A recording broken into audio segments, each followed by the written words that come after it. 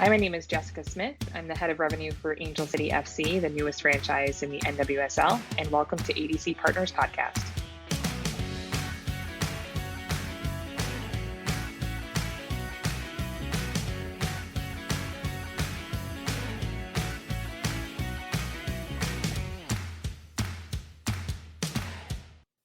Hi, I'm Dave Almy of ADC Partners.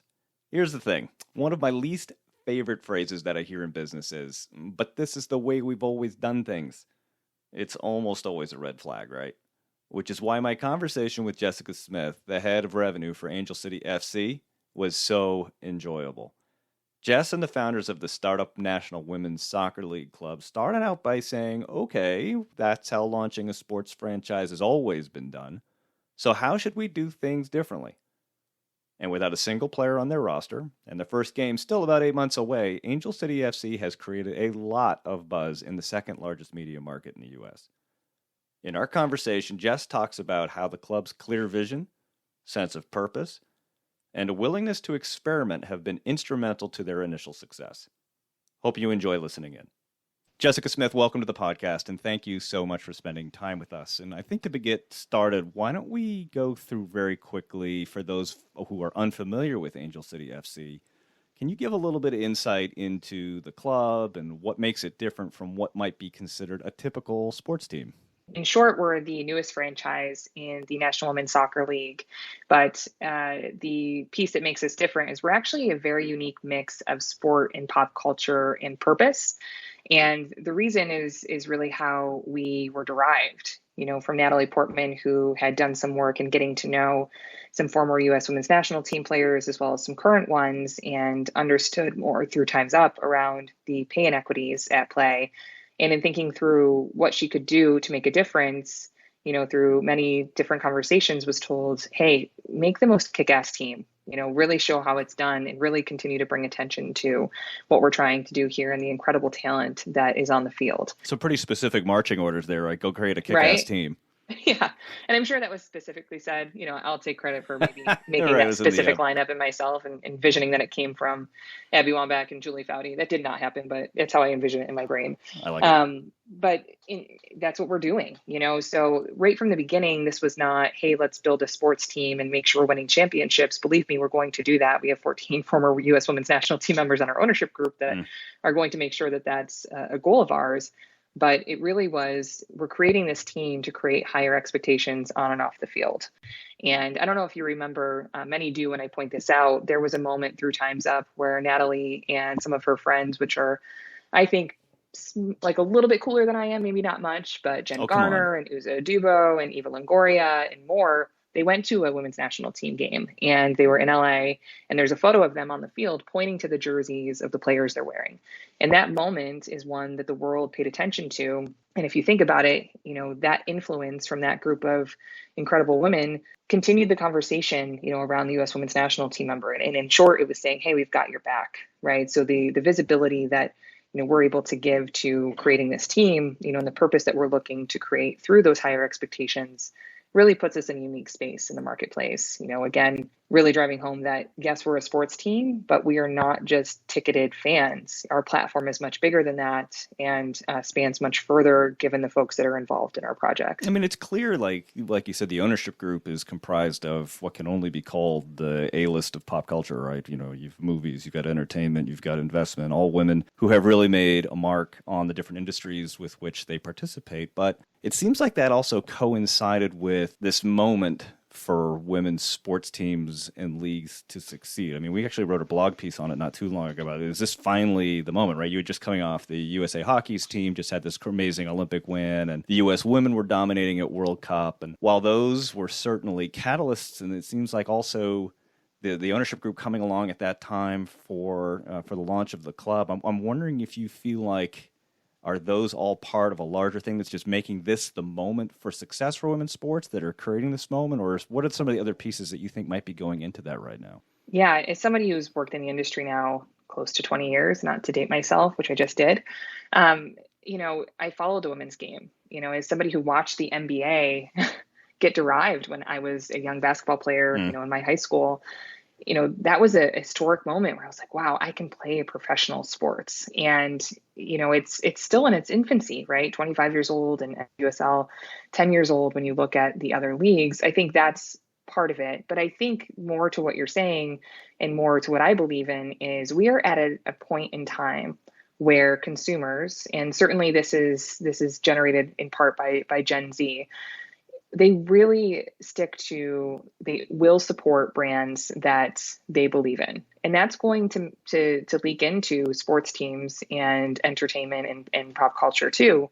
It's no longer going to be, well, my dad was a Knicks fan, so I'm going to be a Knicks fan. It's going to be like, well, do I like the Knicks? Do I like the players on the Knicks? Do I like what the Knicks stand for? Do I want to wear that jersey? And that's already starting to be the consumer habit.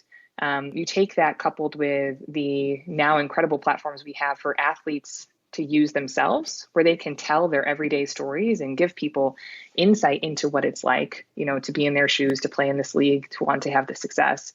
And then you take that furthermore, look at the success that we have with entities like the U.S. Women's National Team and that platform that they have. And you marry those things together and society is done with it.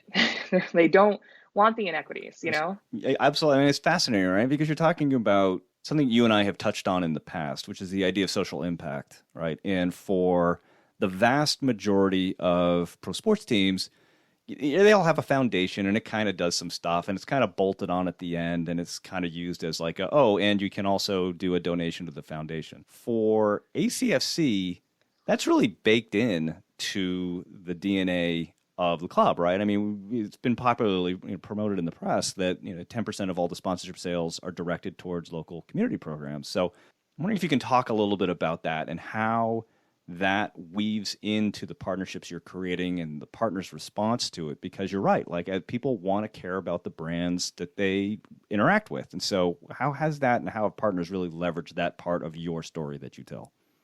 Yeah, and for those that are familiar with the sponsorship space, we can all agree that traditionally sponsorship is look at my product, look how incredible it is. Here's the DNA of my fans, here's our reach, here's what we can do for you to make sure that we're driving the different goals that you have in front of us. And it's incredibly successful. There's a reason that the sponsorship budgets, both nationally and worldwide, continue to increase year over year, when you're able to actually make those connections. At Angel City, when we sat down and thought through sponsorship, we looked at what the club was, and our club is creating those higher expectations on and off the field. And we have 3 pillars that we hold ourselves accountable to in equity, essentials, and education, and making sure that those are part of our everyday decisions. And instead of walking into a room and saying, here's what we're doing, we're trying to change the world, and here's the influence we have behind it, we really wanted to walk into the room and say, here's how we're going to change the world. We'd like you to do that with us. And what we've found is that brands are working to do the same thing. And when we came to them and shared who we are and what we want to try to accomplish, whether it is making sure, through our essentials pillar that we're feeding Los Angeles, which is incredibly important, especially now during COVID times. Unfortunately, the numbers are much higher than they've been in a very long time. Or we are building safe places to play through a healthcare partner, to make sure that diverse youth have safe places to play and grow. They want to be a part of that message. And for us, what we stand for is, fighting inequities.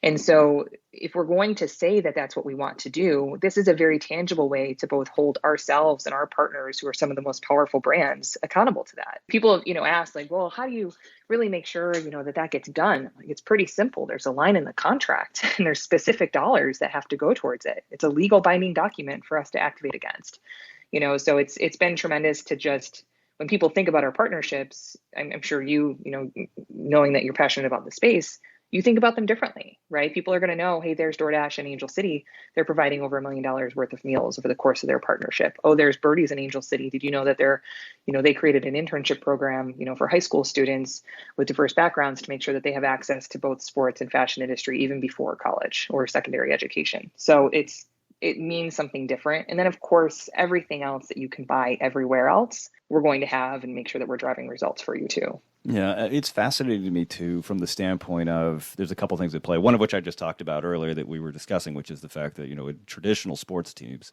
the community pieces were always that last bolt-on side, right? And you're really, totally, with ACFC, really leading with them. This is how you are telling the story of what it is and providing some differentiation to what it is you're doing. The other thing that's fascinating to me, though, is that certain community initiatives, particularly those that may have been considered "quote unquote" controversial in the past, were the third rail for both athletes and sports teams. Right? It was like, don't touch it. It's the whole Michael Jordan Republicans buy sneakers things too. Right? Yeah. Now it feels like if you're not taking a stand on certain things that might have been considered controversial in the past, that's almost more of a showcase now. Like the fact that there's no overt statement of support about something going forward. And I feel like ACFC is also doing a good job. Has that ever been a source of contention inside the organization, or has it been pretty much straightforward from get-go? It's been straightforward from the get-go. And I think for us, you can certainly be a team that's like, listen, we don't want to take any stance and we just want to just keep doing this and we hope we get your support and it's really fun to come out. And that's fine. But will you earn the trust and be worn by people that might not even follow your sport but want to represent what you stand for? No, absolutely not. And we are bullish on if you're not, then we're not the partner for you.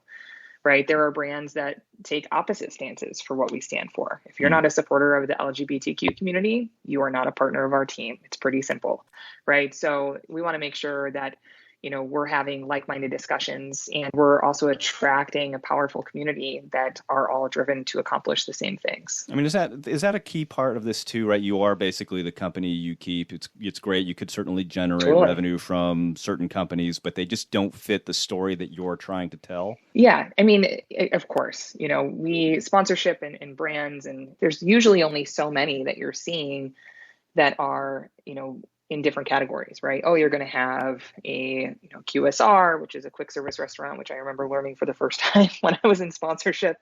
And Darren Gross, so I think we both know, said QSR, and I said, what does that mean? So look how far What's a quizzer? Yeah, I was like, QSR, what kind of acronym is that? Thankfully, I asked the question. Always ask the question. Amen. And Google, obviously, is a wonderful resource. Yeah. And you're going to have your insurance, and you're going to have your auto, and you're going to have your finance. And we're absolutely going to have those things. But you're also seeing, for a brand like ours, and hopefully more to follow, we have brands like Birdies, right, who are an incredible women's footwear brand that makes comfortable and stylish shoes. They're going to be on our jersey sleeve. We just announced a program with Curator, who's Rachel Zoe's subscription box, brand, coming to us as well. And they're coming to us, and we're having these conversations, and we have many more ongoing now, because they truly believe in what we stand for, and they want people to know we stand for that too. And it's just such a different connection and a different reason to find ways to partner versus the traditional conversations, where, of course, again, you want to reach certain folks, or you might stand for what the league's doing. They're truly coming to Angel City, given that we're doing a lot of firsts in our lifetime, and they want to make sure that their consumers know that they are also aligned with how we're looking to change the world. It really speaks to the power of story in this regard too, right? You've been able to craft a narrative around the club that speaks to, like we talked about earlier, what's really in the DNA in it, and it makes that outreach and sale so much more effective when you can lead with that story versus, hey, here's the number of tickets and signs and spots that you're going to get associated with it. We're going to make you part of something much larger than just the sport itself. Totally. And then you start to think through, how does this evolve for valuations, right? So, there's numerous avenues to take for evaluating what things should cost and why they should cost it. And a lot of times it's based off specific impressions and reach and visibility. Now we're at the point, and something we ask ourselves internally, and starting to think about how we do this. How do you measure empathy? Because that's something that's much different than just the number of people you're reaching with your brand. Are both important? Yes. But is it harder to achieve empathy? Absolutely. Right. So, as you're providing that, or you have the platform to do that, both in and outside of sport. But if that's something that, you have something that you can build partnerships around, it is much more powerful. And we're finding brands that are connecting on that piece. The regular evaluation checks out too, but they also recognize, that's a way very quickly to let people know, yes, we're aligned in this thinking, and here's a tangible way that we're going to do that together through that 10% piece. Measurement is always going to be an issue in this industry, particularly, yes. And you've added a layer onto it when we start talking about, I mean, it's hard enough with the intangibles that we deal with in sponsorship to begin with, but then you throw the layer of empathy on there. I think we're just going to have to start hooking people up to e-meters and things like that in order to see what's going on. But I appreciate that. It's like you're aligning with the story. You're aligning with the brand. It's so much more than just how many people clicked on a banner, right? It's how people are binding themselves to your brand for the long term. Yep, absolutely. It's even if they just saw the announcement and thought it was cool, they're not a fan of the organization, but they walk by, a Birdie's store, the newly opened one down on Abbot Kinney. I'll drop them there, Nice but job. they walk by, they know like, oh, Birdie's is a great brand. And they know that because they're aligned with who they are as a person, right? So there's just a different meter to that versus other platforms that are available. Well, I think it's also one of the interesting hallmarks of success here too, right? Because when a property moves beyond what would be typically considered the endemic sponsorships, right? The sneaker or the apparel provider or the game ball provider. I mean, you've got a few to tell there too, right? And you've got the Gatorade, Heineken, DoorDash you brought up, Birdie's you brought up, Jane Walker is another one. I mean, I know you love all your partners equally. Of course I do. They're all my favorites. But I'm going to put you in that tough position. Who are you playing? Is there anything that's coming up that you see as a partnership that you're particularly excited about? I mean, an easy one to talk about, and it is fresh, is our Johnny Walker, Jane Walker partnership. So that's a brand that I followed for a long time and candidly, I've been a fan of because of their campaigns around women and firsts. They had run advertisements and taken out full pages of newspaper ads, with incredible women that I look up to, like Billie Jean King and Lily Singh, not to only name a couple of our owners, but their whole campaign was be the first, but don't be the last. And, I was recently listening to a podcast, which had Abby Wambach on there.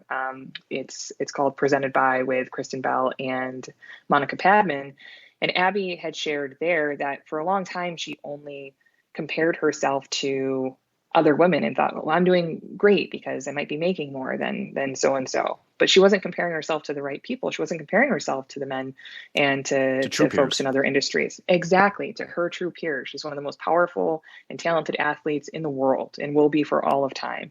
And she's had those realizations now and is certainly doing such incredible work, whether it's writing a book or doing personal coaching or sitting on, brands boards and making sure that she's asking for more there.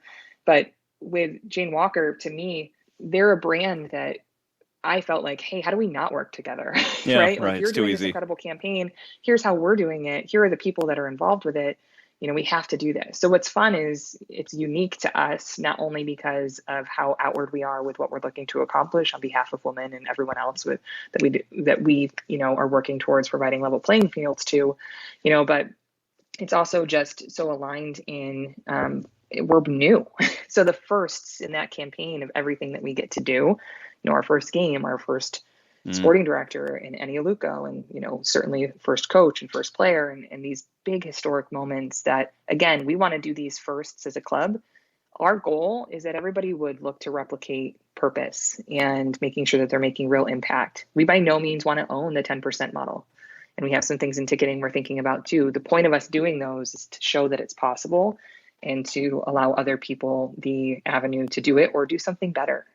Well, you just spoke of firsts, right? And so clearly there's a lot of firsts that are coming up, right? We launched the first brand associated with, and if anybody hasn't gone out, go to angelcityfc.com and be sure to look at the brand and be sure to read into all the details associated with the development of the brand because it's a pretty outstanding story to be able to tell just in its own right and some of the representations of it. But we've got that launched now. The schedule, I don't know if the schedule's out yet, but you've got a ton of firsts coming up. Is there anything in particular that you're looking to that you're either excited about or what's keeping you up at night right now? Because launching a franchise is no small thing. It's not. I think what keeps me up at night is just hoping that we're doing enough. Myself and everyone else in our team, we're really emotionally connected to what we're building. I remember sitting, with Julie Ehrman, who's one of our three founders and our president, almost 2 years ago now in our backyard and just talking about what we truly thought this could be and having these same conversations before we made them a reality. And now sitting here today and watching the reality happen and seeing the market react to us in that way, it just feels like we have the world on our shoulders in a really powerful way, but also one that comes with a lot of responsibility. So it's everything from what is the ticketing experience like? Do we, are we doing enough for those fans? How are we making sure that we're, visible and empowering fans overseas? We have a lot of fans following us on social and buying our merchandise in other markets. How are we getting to them and hearing their stories around what it's like to be a woman in their cultures and their countries, and making sure that we're supporting them and using our platform for them. So we really view our platform as endless because we have so much work to do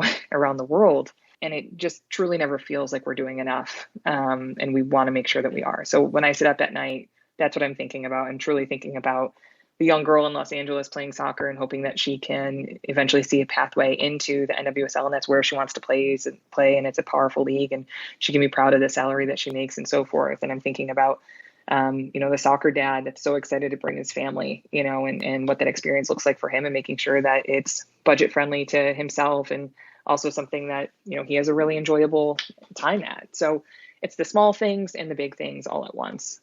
Jessica Smith, I can't thank you enough for spending this time with us to talk about the launch of Angel City FC, the mission behind the organization, how that's informing what you're doing from a partnership perspective, and all the places that this is going to go here. Congratulations on where you are now, and good luck on making it to all the places you still have yet to go.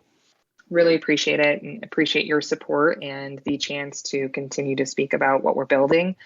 It means a lot. So you've been in this industry for a long time, and knowing that, we're doing something that you have interest in to share with your listeners is really important to us. Thanks for listening to this ADC Partners podcast. For more information about ADC Partners, please visit our website at adcpartners.com.